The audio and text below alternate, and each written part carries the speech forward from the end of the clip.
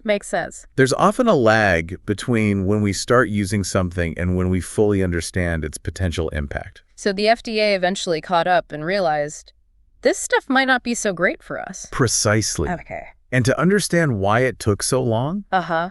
we need to delve into the research that finally pushed the FDA to take action. Okay, so let's get into the science of it all. What exactly did the research uncover about red dye number 3 that finally set off those alarm bells? Well, multiple studies over the years have shown some pretty unsettling things, Like what? especially when it comes to the effect of red dye number 3 on animals. Researchers found that red dye number 3 caused thyroid tumors in rats.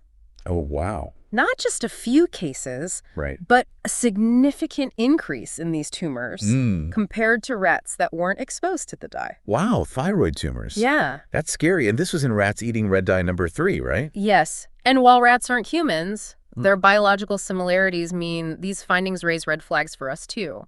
Oh. It's not a direct one-to-one comparison, Right. but enough to warrant concern. I see. And beyond the tumor issue, red dye number 3 has also been shown to be genotoxic. Genotoxic. That sounds serious. It is, but I'm not sure what it means. It means that red dye number 3 can actually damage DNA, which is like the instruction manual for our cells. So like messing up the code that tells our bodies how to work. Exactly. When DNA gets damaged, Yeah. it can lead to mutations, Uh-huh. which can sometimes lead to cells growing out of control. Right. And that's a key factor in how cancer develops. So it's not just about the thyroid tumors in rats. Right. It's about this potential for DNA damage that could have a much wider impact. Precisely. Got it. And this is why the FDA ultimately labeled red dye number 3 as an animal carcinogen.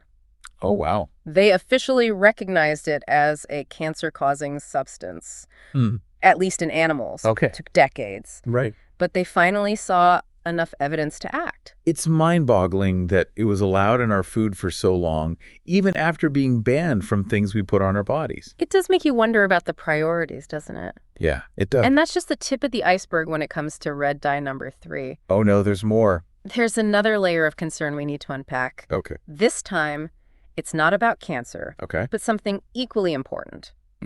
The potential for red dye number 3 to affect the nervous system, especially in children. You mean it could affect brain development? Exactly.